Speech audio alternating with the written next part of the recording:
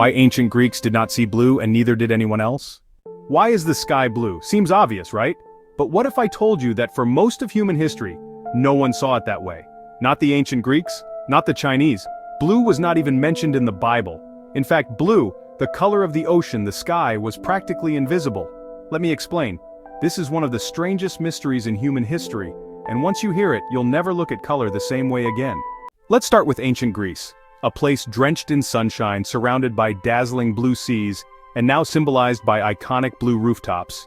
Yet if you read the Iliad or the Odyssey by Homer, not the yellow cartoon dad, the real one, you'll find zero mentions of the word blue, not one.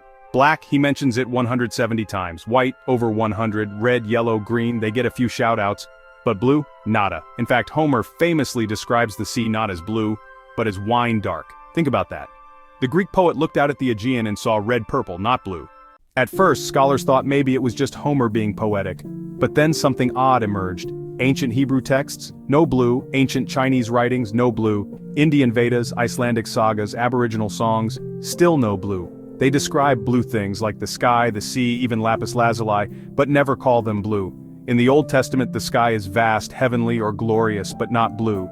To them, blue didn't exist. At least, not linguistically. So what's going on? Were they colorblind? Actually, no. Humans developed color vision around 30 million years ago. But what we're discovering is this. If you don't have a word for a color, your brain literally struggles to see it. This blew my mind. In the 1800s, a linguist named William Gladstone noticed something strange.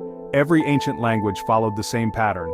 They all had words for black and white, then red, then yellow, then green. Blue was always last, not sometimes, always. Why? There are two major theories. First, evolution black and white helps you survive. Day versus night, shadows versus sunlight.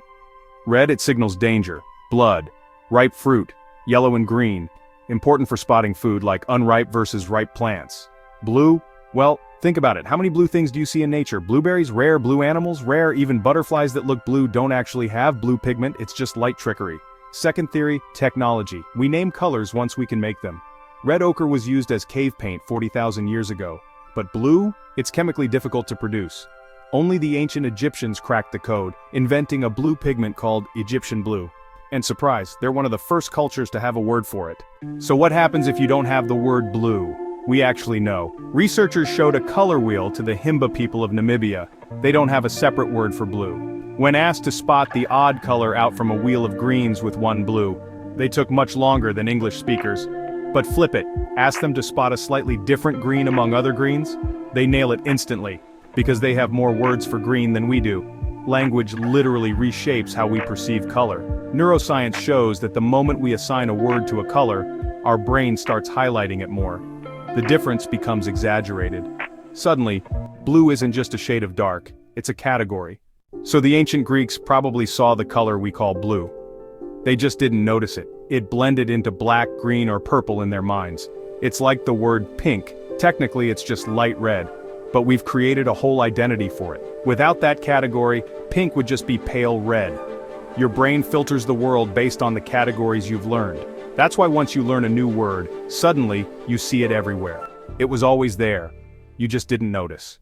So next time you look up at the sky and think, wow, what a beautiful blue, remember? There was a time when no human would have seen it that way. Sometimes the world doesn't change. We do. Color isn't just what we see, it's how we think. Be sure to check my video about why the ancient Greek temples had no roofs. Click here.